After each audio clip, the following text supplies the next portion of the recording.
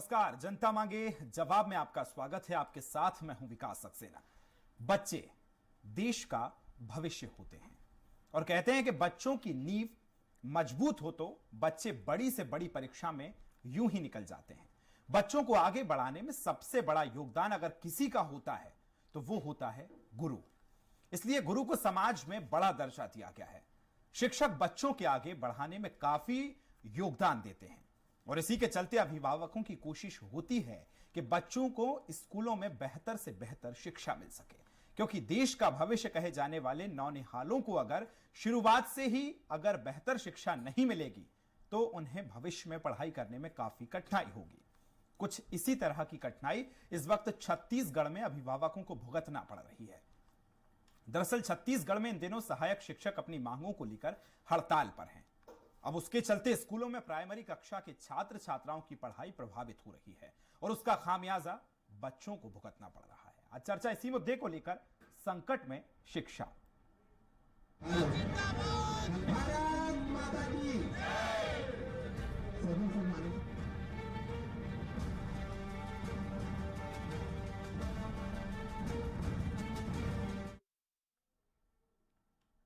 छत्तीसगढ़ में बीते 13 दिनों से सहायक शिक्षक हड़ताल पर हैं।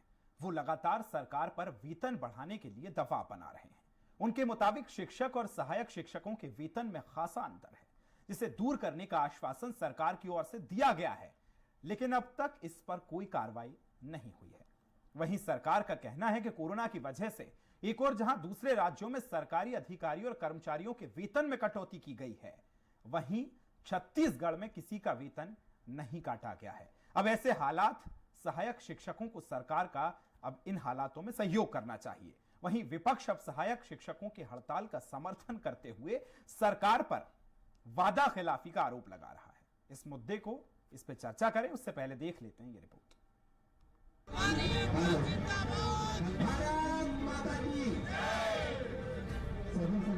प्रदेश में एक बार फिर से हड़ताल का दौर जारी है। 2 हफ्तों से वेतन विसंगति दूर करने की मांग को लेकर प्रदेश के सहायक शिक्षक धरने पर हैं, नाराज हैं, हड़ताल कर रहे हैं। सहायक शिक्षकों के हड़ताल पर जाने से प्रदेश की पूरी शिक्षा व्यवस्था ध्वस्त हो रही है।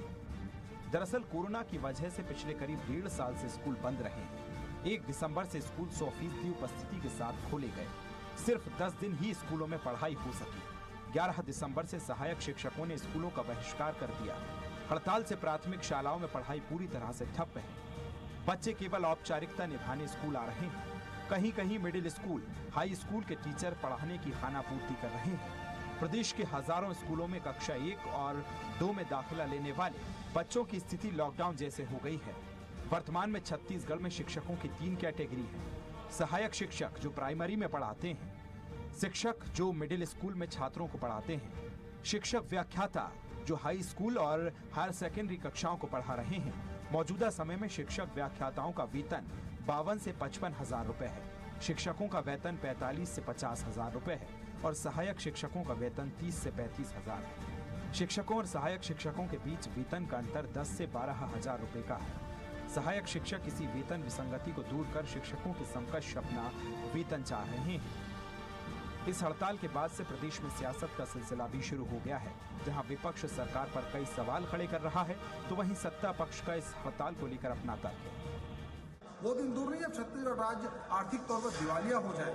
बड़ी बड़ी वादे इन्होंने सत्ता पाने के लिए हर वर्ग से किया और अब उसको पूरा करने में सरकार को पसीने छूट रहे हैं। चुनाव के पहले माननीय मुख्यमंत्री जी ने कहा था कि इस संविलियन से वर्ग 1 और 2 को फायदा हुआ है और वर्ग 3 को नुकसान हुआ है। हमारा सरकार आएगा तो ये जो विसंगति की खाई है उसको जरूर पाटेंगे। और परंतु 3 साल हो गया, अभी तक विसंगति पटा नहीं है। ताल में लगातार सरकार के प्रयास है। अभी माननीय मुख्यमंत्री जी निर्देश दे रही से कि प्रमुख सचिव स्तर के अधिकारी उकर मन से चर्चा करी। पिछले बार डॉक्टर आलोक शुक्ला जी, डॉक्टर कमलप्रीत सिंह जी के साथ उखर चर्चा हो रही से, हालांकि निदान समस्या के नहीं हो पाई। आने वाला समय में ऐसा हम लगा थे कि फिर से हम बात करबो और रास्ता निकाले की कोशिश करो। बहरहाल इस मसले को लेकर सरकार कई दफा सहायक शिक्षकों को हड़ताल खत्म कर वापस स्कूल लौटने के निर्देश दे चुकी है। बावजूद इसके अब तक सहायक शिक्षक टस से मस नहीं हुए हैं। ऐसे में बड़ा सवाल ये है कि सरकार और सहायक शिक्षकों के बीच आखिर कब और कैसे सामंजस्य पैदा हो पाएगा, जिससे कि देश का भविष्य कहे जाने वाले बच्चों को कोरोना काल के दौरान बंद हुए स्कूलों की वजह से जो पढ़ाई का नुकसान झेलना पड़ा है उसकी भरपाई जल्द हो सकेगी। रायपुर से दिलीप कुमार साहू, स्वराज एक्सप्रेस। तो शिक्षा पर संकट, इस पर ज्यादा चर्चा के लिए हमारे साथ पूरा पैनल मौजूद है। हमारे साथ मौजूद हैं बीजेपी नेता अनुराग अग्रवाल जी, सर बहुत स्वागत है। कांग्रेस नेता नितिन भंसाली जी हैं। छत्तीसगढ़ सहायक शिक्षक फेडरेशन महामंत्री कौशल अवस्थी जी भी हमारे साथ मौजूद हैं और हमारे साथ भोपाल स्टूडियो से आशीष दुबे जी, वरिष्ठ पत्रकार, हमारे साथ मौजूद हैं। आप सभी का बहुत स्वागत है और चर्चा की शुरुआत करें। सबसे पहले कौशल अवस्थी जी, मैं आपके पास ही आ रहा हूं। सर, जिस तरह से अगर बात की जाए तो 1.5 साल बाद स्कूल खुले, वो सभी पालकों को एक उम्मीद लौटी कि 1.5 साल से जो प्राइमरी क्लासेस के बच्चे हैं, छोटे छोटे से बच्चे हैं जिनकी 1.5 साल से कोरोना के चलते पढ़ाई प्रभावित हुई है, अब कम से कम उनकी पढ़ाई पटरी पर लौटेगी। लेकिन सर, महज 20-25 दिन ही हुए हैं। जिन शिक्षकों को स्कूल में होना चाहिए वो लाखों शिक्षक आज धरने पर हैं, हड़ताल पर हैं। क्या हुआ है सर, क्यों हड़ताल पर?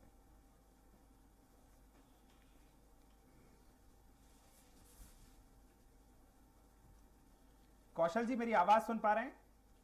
सर जी, मैं जी आवाज आ गई। हम हड़ताल में इसलिए हैं क्योंकि सहायक शिक्षक विगत 23 वर्षों से पीड़ा भोग रहा है। 1998 से सहायक शिक्षकों की जब से नियुक्ति हुई है उस समय से लेकर अभी तक शिक्षक एक ही पद में कार्य करने के लिए मजबूर है जी। 23 वर्षों से न तो उनको पदोन्नति मिला है न क्रमोन्नति मिला है। जब हमारी नियुक्ति हुई थी तो हमारे वेतन में अंतर केवल 500, 600, 700, 100 रुपए का अंतर था। आज के डेट में आप देखेंगे तो हमारे वेतन के बीच में अंतर वर्ग 2 और 3 शिक्षक और सहायक शिक्षक के बीच में 12 से 15 हजार रुपए हो गए। तो ये अंतर बहुत ज्यादा है और इसी के कारण हमको हड़ताल करना पड़ रहा है। दूसरी बात, आपने बात की बच्चों की पढ़ाई की, तो मैं ये बताना चाहता हूँ कि हम बच्चों की पढ़ाई के प्रति बहुत ही गंभीर हैं। आपने देखा होगा हमारे माननीय प्रांताध्यक्ष मनीष मिश्र जी की अगुवाई में हमने जब भी हड़ताल किया है तो छुट्टी के दिन ही किया है। आप पिछले 3 साल का इतिहास खोल कर दे सकते हैं कि हमने हमेशा संडे को या कोई ऐसा दिन चुना है जिस दिन छुट्टी रहती है। बच्चों को के पढ़ाई को प्रभावित करने का हमारा कोई इरादा नहीं जी। लेकिन लगता है सरकार ही इस मुद्दे पे गंभीर नहीं है। हमने 3 वर्ष केवल बातचीत का रास्ता अपनाया, लेकिन 3 वर्ष के पश्चात भी अभी तक जब हमने इस आंदोलन को शुरुआत किया तो हमको लगता था कि 2-3 दिन में अवश्य इसका हल निकल जाएगा, क्योंकि माननीय मुख्यमंत्री जी ने हमसे कहा था कि 90 दिन के लिए एक कमेटी बनी है और इस कमेटी को हम 90 दिन के अंदर ही आपके वेतन विसंगति दूर कर देंगे। हमने 90 दिन इंतजार किया। 4 सितंबर से लेकर के 5 दिसंबर तक जो 90 दिन था वो समय पूरा हो गया। 5 दिसंबर के बाद हमने कमेटी से वार्ता करने की कोशिश की, बाकायदा मुख्यमंत्री जी से वार्ता करने की कोशिश की, लेकिन हमको हल नहीं मिला। और जब कोई हल नहीं मिला तब हम मजबूरन हड़ताल पे आए हैं जी। विकास जी। कौशल जी, एक सवाल यहाँ से ये है, आपने जिस तरह से कहा कि हम कभी पढ़ाई प्रभावित नहीं हुई है जब भी हमारी हड़ताल हुई है। पहला सवाल तो मेरा ये है सर, जब 1.5 साल बाद स्कूल खुले हैं तो ऐसे में शिक्षकों की जो प्राथमिकता है, गुरु की प्राथमिकता है, वो शिक्षा होना चाहिए या वेतन होना चाहिए? और आपने जिस तरह से कहा तो मैं आपको आंकड़े भी बता दूं सर, 1,09,000 शिक्षक हड़ताल पर गए हैं। अब ऐसे में आप निश्चित तौर पर समझ सकते हैं किस तरह से बच्चों की पढ़ाई प्रभावित हो रही होगी सर। सर, मैं आपके चैनल के माध्यम से, स्वराज एक्सप्रेस के माध्यम से आज यहाँ पर आपको वादा करता हूँ, जनता को वादा करता हूँ कि बच्चों की जो पढ़ाई का जो नुकसान हो रहा है उसको हमारा संगठन ये आपसे वादा करता है कि हम शीतकालीन में भी क्लास लगाएंगे, संडे के दिन भी क्लास लगाएंगे। हम वो सारे काम करेंगे जो बच्चों के लिए करना चाहिए। बच्चे हमारे हैं और हम बच्चे के प्रति अपना जिम्मेदारी समझते हैं। मैं सरकार से ये चाहूंगा जितना जल्दी हो सके, जो कल विकास उपाध्याय जी ने भी आईबीसी में कहा था कि 100% आपका जो मांग है वो पूरा होगा, तो उसको जल्द पूरा कर दें और जल्द हमको स्कूल लौटाएं ताकि हम जा करके बच्चों के भविष्य को संवार सकें। मैं आपके माध्यम से, आपके चैनल के माध्यम से आज ये वादा करता हूं कि हम संडे को लगाएंगे और शीतकालीन छुट्टी में भी क्लास लगाएंगे। अनुराग जी, सर जिस तरह से पूछ रहे हैं, कौशल जी का कहना है कि हमारी मांगे पूरी कर दीजिए, हम लौट आएंगे, संडे तो छोड़िए, हम शीतकालीन छुट्टियों में भी नहीं जाएंगे। तो अनुराग जी, ऐसी क्या मजबूरी है, सुन लीजिए ना शिक्षकों की, क्या है मजबूरी? मुझे लगता है कि ये मजबूरी तो कांग्रेस सरकार को सुननी चाहिए। हम तो विपक्ष में बैठे हैं और इस सरकार को देखिए कितनी जिम्मेदारी से शिक्षक कह रहे हैं कि आप हमारी मांगे मान लीजिए, और वो मांगे मान लीजिए जो आपने वादे किए थे। जब हम हड़ताल पर बैठे थे तब हमारे मंच पे आके ये भूपेश बघेल जी, जो तब पीसीसी चीफ हुआ करते थे, वो मंच पे आके उन्होंने घोषणा की थी कि जैसी ही हमारी सरकार बनेगी हम आपके वादे पूरे करेंगे। इन शिक्षकों ने उन पूरे वादों पे भरोसा करके वो समय दिया, और आज से कुछ दिन पहले 4 सितंबर को भूपेश बघेल जी ने कमेटी बनाई प्रमुख सचिव आलोक शुक्ला जी की अगुवाई में, और स्पष्ट शब्दों में कहा कि मात्र 90 दिन आप इंतजार करिए, 91 दिन आपके मांग पूरे हो जाएंगे। वो मांग भी पूरा नहीं हुआ, तब मजबूर होकर इनको आना पड़ा। वास्तव में झूठ की खेती करने वाली भूपेश सरकार ने जनता को सड़कों पे ला दिया है। आज देखिए कुछ दिन पहले आप चाहे सहायक शिक्षक की बात करें, चाहे अपना आंगनबाड़ी कार्यकर्ताओं की बात करें, चाहे मध्याह्न भोजन करने वालों की बात करें, सारे लोग सड़क पर बैठ के अपनी मांग कर रहे हैं। इन्होंने जो भूख झूठ की खेती की थी, उसकी फसल अब पक के इनको खुद को चुभने लगी है। ये सरकार कतई गंभीर है नहीं, ये इनके वक्तव्यों से झलकती। देखिए, प्रधानमंत्री आवास योजना के तहत प्रदेश के लगभग 11 लाख आवास वापस हो गए, तो ये क्या कहते हैं कि नाम प्रधानमंत्री आवास योजना है तो अधिकतर पैसा प्रधानमंत्री जी को देना चाहिए। कितनी विचित्र बात है। क्या ये राजी न्याय योजना का पैसा अपने आला कमान से लेके आते हैं, या विरोध देश भर में जो हजारों नाम, 10,000 जो नाम नेहरू जी और सोनिया जी, राहुल जी, राजीव जी, इंदिरा जी के नाम पे, इनके पैसे कौन देते हैं? ये गंभीरता नहीं, बड़ी अगंभीरता। और देखिए, सहायक आरक्षक जो नक्सल मोर्चे के सबसे फ्रंट वॉरियर हैं, आज वो घर पे बैठ गए हथियार छोड़ के, उस पर गंभीर नहीं है। इस सरकार को इस देश की नींव गढ़ने वाली शिक्षकों की मांग पर सहृदयता पूर्वक विचार करके जल्दी से जल्दी इनकी मांग पूरी करनी चाहिए, ताकि ये जाकर देश का भविष्य गढ़ना प्रारंभ करें। ये तो स्वयं यहाँ स्वीकार कर रहे हैं कि अपनी जिम्मेदारी जी, मैं आपके पास लौटूंगा। नितिन जी हमारे साथ मौजूद हैं। सर, आपसे पहला सवाल यही है, मैंने इसलिए दरअसल कौशल जी से इस चर्चा की शुरुआत की कि वो प्रतिनिधित्व करते हैं शिक्षकों का, और जिस तरह से वो हड़ताल पर हैं, उनकी वो मांगे हैं, आप सबसे वाकिफ हैं। आपने कहा कि हम 90 दिन का समय लेते हैं, कमेटी बना रहे हैं, 90 दिन हो गए। अब सर क्या है, ऐसी मजबूरी फंस रही है कि आप लोग वो शिक्षकों की जो मांग है वो मांग नहीं पा रहे हैं? भाई, ऐसा तो 90 दिन के बाद किसी ने भी नहीं कहा कि आपकी मांगों को नहीं माना जाएगा या इस पे विचार नहीं किया जाएगा। कोई चीजें हैं, थोड़ी बहुत डिले होती हैं। घोषणा पत्र में 36 में से 24 वादे पूरे किए, यदि ये भी कहा होगा तो बिल्कुल करेंगे।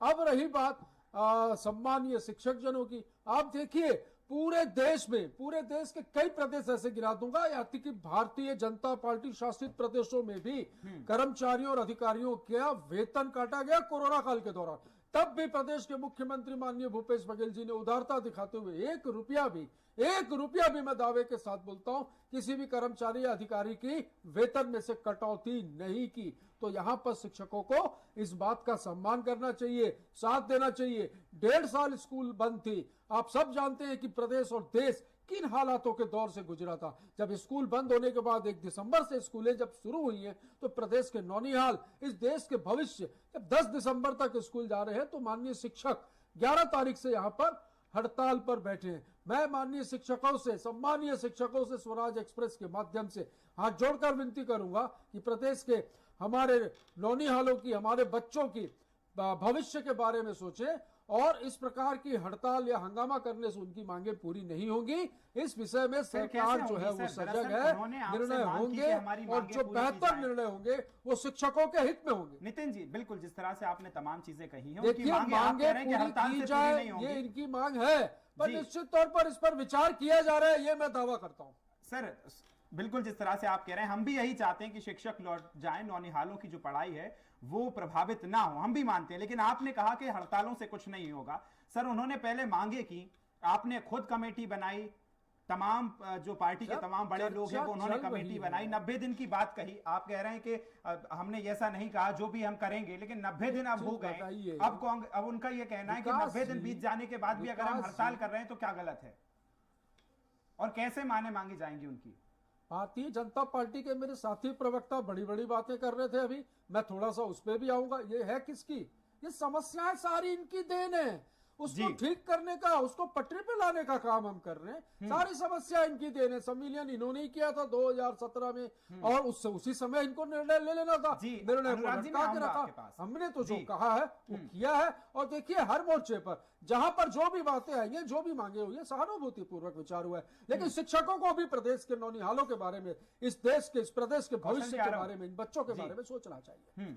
चलिए बिल्कुल, हमारे साथ आशीष जी भी मौजूद हैं। कौशल जी मैं आपके पास आ रहा हूं, अनुराग जी आपके पास भी आ रहा हूं। हमारे पास वरिष्ठ पत्रकार हमारे साथ आशीष जी मौजूद हैं, उनकी हम एक टिप्पणी लेते हैं। सर, जिस तरह से हम देख रहे हैं कि 13 दिन हो गए, 1,09,000 शिक्षक, बड़ी चीज है सर, बड़ी संख्या है, बड़ा आंकड़ा है। जब जिसके बाद 1.5 साल में जो पढ़ाई बाधित हुई, हमें यह लगा था कि अब उम्मीद जागी थी कि बच्चों की पढ़ाई पटरी पे लौटेगी, लेकिन इसके बाद ऐसी चीजें हो रही हैं।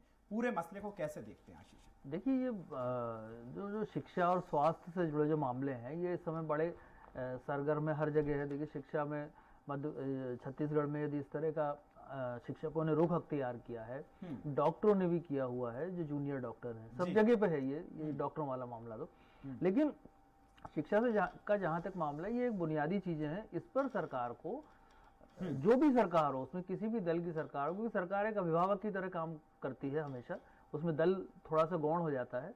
तो लेकिन इसलिए उसे पहले इस मुद्दे को सुलझाना चाहिए, क्योंकि स्कूल खुलना ही बहुत बड़ी एक उपलब्धि है। किसी तरह से शिक्षा का कोई पहिया आगे बढ़ाने की कोशिश कर रहा है, तो पहले शिक्षकों की अगर कोई समस्या है तो उसे सुलझा लिया जाना चाहिए, या उसको सुलझाने में कोई समस्या है तो सरकार को शिक्षकों को उसको लेके भरोसे में लेना चाहिए कि हम इसको किस तरह कर पाएंगे, कोई फार्मूला, द्विपक्षीय कोई समझौता हो जाए।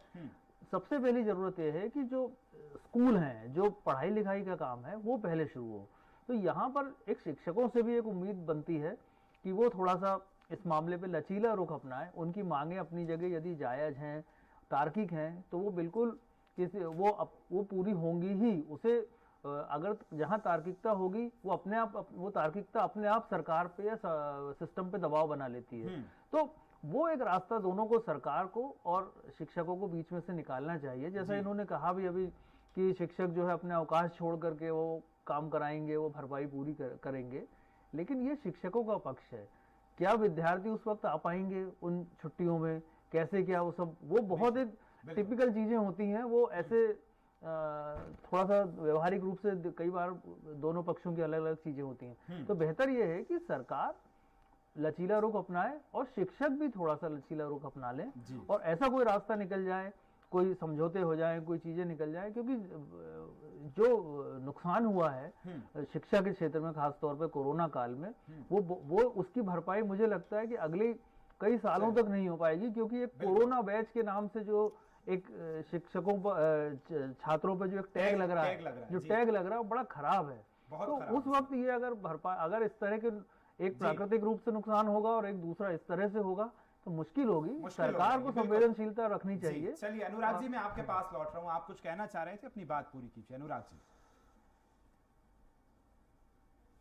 विकास जी, मैं एक बात कहता हूं, ये लोकतंत्र की कौन सी भाषा है कि ये हड़ताल वगैरह मत करिए, इससे आपकी मांगे पूरी नहीं होंगी। माननीय नितिन जी कांग्रेस के प्रवक्ता है, और शिक्षक संघ ने कांग्रेस की मांग पर भरोसा करके ही उन्हें वोट दिया, उन्हें जिताया। उसके बाद 3 साल इंतजार किया, उसके बाद 3 महीने कमेटी के लिए इंतजार किया, फिर सड़कों पर आके बैठे। और अकेले शिक्षा नहीं, पूरे छत्तीसगढ़ में विभिन्न वर्ग आज सड़कों पर आकर बैठा है। इन्होंने कई जगह वादे किए कि हम महिला स्व सहायता समूह से धोखाधड़ी से बचाने के लिए विभिन्न योजनाएं लेंगे। आज ये महिला स्व सहायता समूह के काम छीनकर उसका केंद्रीकरण कर रहे हैं, वो भी सड़कों पर आकर बैठे हुए हैं। अभी माननीय नितिन नवीन जी ने कहा कि अन्य प्रदेशों में हमने देखा है जहां शिक्षकों के वेतन काटे गए। मैं नितिन नहीं हूं, मैं नितिन भंसाली। माननीय नितिन भंसाली जी, क्षमा करूंगा, माननीय नितिन भंसाली जी, आपने कहा कि अन्य प्रदेशों में देखिए शिक्षकों के वेतन काटे गए हैं। अरे तो वैसा कौन सा प्रदेश बता दीजिए जिसने 3 साल में 51,000 करोड़ रुपए का कर्जा लिया है। और एक बात मैं कहता हूं, ये जो कह रहे थे नितिन जी, हमारे भंसाली जी कह रहे थे कि ये भारतीय जनता पार्टी की हुई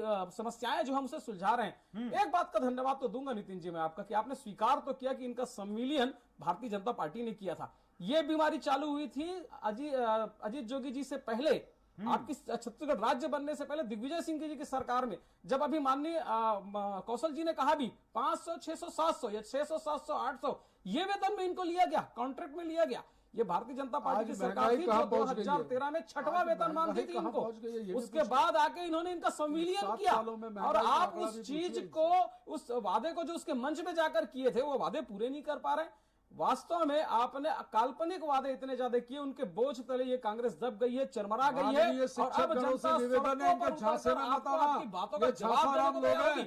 ये जिन झांसाराम लोगों ने लोग आपका आप लोगों को घोषणा अभी भी पत्र टीवी बनाया था, चैनल माननीय में बैठकर TSC झांसा जोशी दे ने, रहे हैं, इनकी आज बातों तो में वे मत आना। इतने शर्मिंदा है कि नगरीय निकाय चुनाव में बलरामपुर और श्रीपुर चर्चा में प्रभारी बनने से इंकार कर दिया उन्होंने। कितनी अब विडंबना थोड़ा सा है। मैं भी पीछे ये जाना सरकार चाहता हूं। जो वादे करके ये सत्ता में जो आई थी, उनमें से 2001 वादे में पूरे जब कर नेता नहीं पा रही है। प्रतिपक्ष का चुनाव और हुआ था, अगर जब जनता देश सड़क के पर खड़ा होकर प्रधानमंत्री मांग का नाम करती नहीं है लूंगा, तो ये धमकी माननीय मोदी देते जी हैं टेबल के कि आप नीचे हड़ताल छुपे थे। बंद कर दीजिए, इस नहीं तो नेता आपकी ने मांगें मारा पूरी था, नहीं जाएंगी। इस नेता ने कुर्सियां माननीय पटकी थी भाई, ये भी बता जनता दो। आपकी ये मामला भाषा जो देख है रही है, ये आपकी डिबेट जो भाषा है सही शिक्षकों देख के रही विषय में नहीं आपकी हो रहा है, कार्यप्रणाली ये देख किसी रही और है। विषय पे मत जा रहा दीजिए है। जन- इनको धमकी कहिए जनता विषय को। पर आकर बात करें जनता और बहुत किसी जल्दी विषय पे बात आपको करनी। आपकी मैं तैयार हूँ बात जितने सुनने घंटे की की डिबेट बहुत आप धीरे बोले धीरे मैं बचा है। करने के लिए। 2 साल बचा है। मुझे लगता है नितिन जी, जनता को धमकाना बंद करिए, उनके मौलिक अधिकारों के धमकाना साथ जो आप कह लोग रहे बंद हैं करिए। कि वो हड़ताल 15 कर साल रहे जो हैं, कुशासन उनकी किया, मांगें पूरी कीजिए 15 साल और शासन अपने- करने वाले को अपने 15 वादे सीटों में पूरी सिमटाकर इसी जनता ने रखा, जनता ने रिजेक्ट कर दिया। कोई मुद्दे नहीं है तो जाकर शिक्षा कर्मियों के मंच पर जाकर ये उनको भड़काने का काम कर रहे हैं। नहीं चलेगा, बिल्कुल नहीं चलेगा। मैं माननीय शिक्षकों से निवेदन करूंगा इनके झांसे में ना आए, किसी के बहकावे में ना आए। सरकार आपके प्रति सरकार सजग है और सहानुभूति पूर्वक ऐसे तो कैसे ही हल निकलेगा सर? हम अगर एक दूसरे पे आरोप प्रत्यारोप करेंगे तो ऐसे कैसे हल निकलेगा? नितिन जी और अनुराग जी, आप दोनों से मैं यही कह रहा हूं कि यदि हम ऐसे एक दूसरे पे आरोप प्रत्यारोप करेंगे, चलिए मैं सीधा कौशल जी के पास जा रहा हूं। कौशल जी, आप सुन रहे हैं, बीजेपी कह रही है कि कांग्रेस का यह कहना है कि बीजेपी लगातार शिक्षकों के साथ मिलकर शिक्षकों को भड़काने का काम कर रही है। अब कांग्रेस का यह कहना है कि बीजेपी का यह कहना है कि कांग्रेस की बातों में नहीं आना है। अब कैसे देख रहे हैं सर, जो आपकी हड़ताल है, क्या आपको लग रहा है कि प्रभावित हो रही है? अरे अपने हक के लिए मांग रही हैं।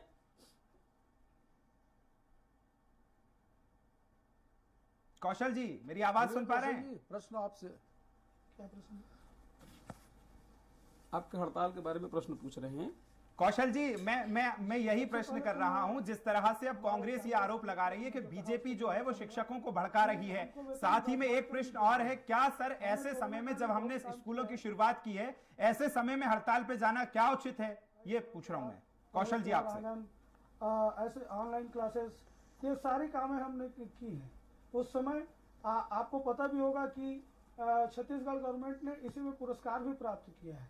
सहायक शिक्षकों ने लगातार अपना काम किया है, यहाँ तक कि कोरोना टाइम में चेक पोस्ट में हमारी ड्यूटी लगाई गई, क्वारंटाइन सेंटर में हमारी ड्यूटी लगाई गई और वैक्सीनेशन ड्यूटी कंट्रोल जो है कंट्रोल रूम में वहाँ हमारी ड्यूटी लगाई गई, यहाँ तक कि 100 दाह के लिए भी हमारी ड्यूटी लगाई गई। तो हमने लगातार काम किया है। और मैं ये भी प्रश्न पूछना चाहूँगा कि जब हम क्लास में रहते हैं, जब पढ़ाने जाते हैं, तो हम शिक्षकों को कई प्रकार की ड्यूटी में लगा दिया जाता है। पढ़ाई के अलावा अन्य कई चीजों में व्यस्त कर दिया जाता है। उस समय कोई ये नहीं बोलता कि बच्चों की शिक्षा पर क्या प्रभाव पड़ेगा। सहायक शिक्षकों को तरह से घसीटा जाता है। और जब हम हड़ताल में आते हैं, जो कि केवल 13 दिन हुआ है, इस 13 दिन में सबको ये चिंता हो गई है कि बच्चों की पढ़ाई कैसी होगी। बच्चों की पढ़ाई के लिए हम सजग हैं। और फिर से मैं एक बार आपके चैनल के माध्यम से बोलूंगा कि हम अपने बच्चों के प्रति उत्तरदायित्व अपना पूरा करेंगे। बस सरकार से यही विनती है, बार बार बोलती सर, आप अपना उत्तरदायित्व पूरा करेंगे, इस बात को मैं बिल्कुल मान रहा हूँ, लेकिन बुलाइए कौशल जी, और हमारे मांगों को जैसे आपने 4 सितंबर को कहा था कि 90 दिन में पूरा कर देंगे, उसी प्रकार से पूरा करिए। कौशल जी, मैं आपकी बिल्कुल मांगों को मानता हूं, आपकी मांगे जायज है, लेकिन हमें समय भी देखना होगा। सर, आप ये बताइए, आप अगर हम बात की जाए तो 29 दिसंबर से छत्तीसगढ़ में अर्धवार्षिक आपको परीक्षाएं करवाना है, जिसमें यह माना जाता है कि अर्धवार्षिक परीक्षा में 60% बच्चों का सिलेबस से पेपर तैयार होता है और छत्तीसगढ़ में भी 40% बच्चों की सिलेबस की पढ़ाई हुई है। सर, क्या आपको नहीं लगता कि बच्चों की ऐसे समय में पढ़ाई प्रभावित हो रही है? आपकी पूरी मांगे जायज है, इसलिए हम लगातार सरकार से इस बात का सवाल कर रहे हैं, लेकिन क्या आपको नहीं लगता कि ऐसे समय में बच्चों की पढ़ाई प्रभावित हो रही है? कौशल जी, इनका फोन डिस्कनेक्ट हो गया है। चलिए, मुझे हम डबल से कोशिश कर रहे हैं लगातार। चलिए, सीधा मैं आपके पास आ रहा हूं नितिन जी। जिस तरह से अब हम बीजेपी की बात की जाए तो बीजेपी का यह कहना है कि भाई उनकी मांग है, उन्होंने जायज मांग की है, 90 दिन की आपने कमेटी बनाई, उसके बाद कोई आपने एक्शन नहीं लिया है, तो अब अगर मैं नितिन भंसाली हूँ, मेरे को आवाज आ रही है, कौशल जी को नहीं आ रही है? नहीं नितिन जी, सीधा सवाल अब मैं आपसे ही कर रहा हूं, हम उनसे लगातार जोड़ने की कोशिश कर रहे हैं। नितिन जी, सीधा सवाल आपसे ही है, बीजेपी आप पर यह आरोप लगा रही है कि आप उनको डरा रहे हैं, उनको धमका रहे हैं। ये डराना, धमकाना, जुमला करना, झूठ बोलना, ये हमारी संस्कृति में नहीं है, ये इनकी संस्कृति में। और ये सावन के अंधे हैं, इनको सब जगह हरा ही हरा दिखता है।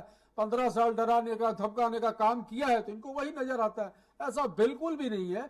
सम्मानीय शिक्षकों का पूरा मान है, पूरा सम्मान है, पर जो 1.5 साल स्कूल बंद थे, अब स्कूल चालू हुए, 10 दिन ही बच्चे स्कूल गए और उसके बाद हड़ताल हो गई है, 13 दिनों से हड़ताल चल रही है। और सरकार बिल्कुल इसके प्रति सजग है इसके प्रति। और मैं तो वादा कर रहा हूँ ना कि इसके पक्ष में जो उचित निर्णय होंगे वो होंगे। सर मैं ये कह रहा हूं, सड़क पर वो 13 दिनों से अपनी वो जिस तरह से हड़ताल कर रहे हैं, उनको जवाब नहीं मिल रहा है, तो आप आज सत्ता पक्ष की तरफ से बैठे हैं, आज हमारे साथ कौशल जी हैं, उनको थोड़ा तो आश्वासन दे दीजिए कि हम लगातार काम कर रहे हैं, कब तक हड़ताल खत्म कर देंगे, कब तक संवाद करें। बिल्कुल ये किसी के बहकावे में ना है, सार्थक रूप से, सकारात्मक रूप से ये बिल्कुल संवाद करें। माननीय मुख्यमंत्री जी ने जो कहा है, जो कमेटी बनी है उसकी रिपोर्ट भी आएगी, सब कुछ होगा और जो उचित और इनके हित में जो फैसला होगा वो लिया जाएगा, बच्चों की पढ़ाई जल्द लिया जाएगा, जल्द। मैं तारीख बताने वाला कोई नहीं होता, मेरी बात सुनिए आप विकास जी, होगा ये तय है, पर ये भाजपा बोलेगी ऐसा नहीं होगा। शिक्षकों को भरता हमारे ऊपर भरोसा करना होगा और निश्चित तौर पर इस सरकार ने जो कहा है वो किया है। आप उठाकर देख लीजिए, 36 में 24 वादे हमने पूरे किए हैं, इनका वादा भी जो होगा इनके हक में, इनके हित में जो आपने पूरे किए उसमें मेरा अभी निवेदन है कि प्रदेश के हालों के बारे में सोचो। चलिए कौशल जी हमारे साथ फिर से फोन लाइन पर जुड़ गए। कौशल जी, सीधा मेरा सवाल यही था, आपने कहा कि पढ़ाई प्रभावित नहीं हो रही है, हमारी पूरी कोशिश रहेगी कि हम बच्चों की पढ़ाई पूरी तरह से करवाएं। मेरा यही सवाल है सर कि 29 दिसंबर से अर्धवार्षिक बच्चों की परीक्षाएं हैं, जिसमें 60% सिलेबस से ये पेपर तैयार होता है। अब अगर बच्चों की पढ़ाई की बात की जाए तो 40% सिलेबस बच्चों का नहीं हुआ है। क्या ऐसे में आपको नहीं लगता कि हड़ताल पर जाना और बच्चों की पढ़ाई प्रभावित होना, कैसे देख रहे हैं आप इसको? कौशल जी। मैंने जैसे कि आपको कहा है मैंने जैसे आपको कहा है कि जो 13 दिन का जो यहाँ पे हुआ है और 1-2 दिन हो सकता है, जब तक कि सरकार सजग ना हो, हमको बुलाए ना। जैसे सरकार बार बार कहती तो है कि बातचीत करेंगे, लेकिन अभी तक के उनके तरफ से कोई पहल बातचीत का नहीं हुआ है। मैं चाहूंगा कि बातचीत का पहल जल्दी करें, हमको जल्दी बुलाएं। और जैसा कि कल विकास उपाध्याय जी ने अपना स्टेटमेंट दिया है कि 100% इनकी मांग पूरी होगी, हमारी मांग पूरी करें, हम जो भी क्षति बच्चों को हुई है उसको पूरा करेंगे। चलिए अंतिम टिप्पणी आशीष जी। भाई ये क्षति को रोक जी, आपके हित में, आपके हक में निर्णय लिया जाएगा। चलिए नितिन जी, मैं आशीष जी आपके पास आ रहा हूँ, एक अंतिम टिप्पणी आपकी, क्योंकि समय की बहुत कमी है, कैसे हल हो पाएगा? देखिए ये सरकार की जवाबदारी बनती है जी, आशीष जी की टिप्पणी, ये सरकार की जवाबदारी बनती है कि वो इस समस्या को प्राथमिकता पर लेके पूरा करे, लेकिन उतनी ही जवाबदारी शिक्षकों की भी बनती है कि वो ऐसे नाजुक समय में विद्यार्थियों का साथ ना छोड़ें। तो सवाल ये है कि भरोसे का पुल दोनों के बीच में खड़ा होना चाहिए और जो शिक्षकों का मूल काम है कम से कम उसको शुरू होना चाहिए। एक कोई आश्वासन लिया जा सकता है, लिखित आश्वासन लिया जा सकता है, कोई अगली अपनी एजुटेशन के बारे में कुछ बात की जा सकती है। और सरकार को मैं फिर कहता हूँ कि तार्किकता से और तटस्थता से, मतलब एक ऐसा ना लगे कि किसी के मतलब ये आंदोलन कहीं और जा रहा है, उस तरह का ना हो। तो मुझे लगता है इस तरह से हल हो जाएगा, लेकिन शिक्षकों की जिम्मेदारी बहुत है और स्कूल खुलते ही हड़ताल होना थोड़ा सा लगता है कि कैसे ये आगे मैनेज होगा, क्योंकि शिक्षा का जो नुकसान होगा।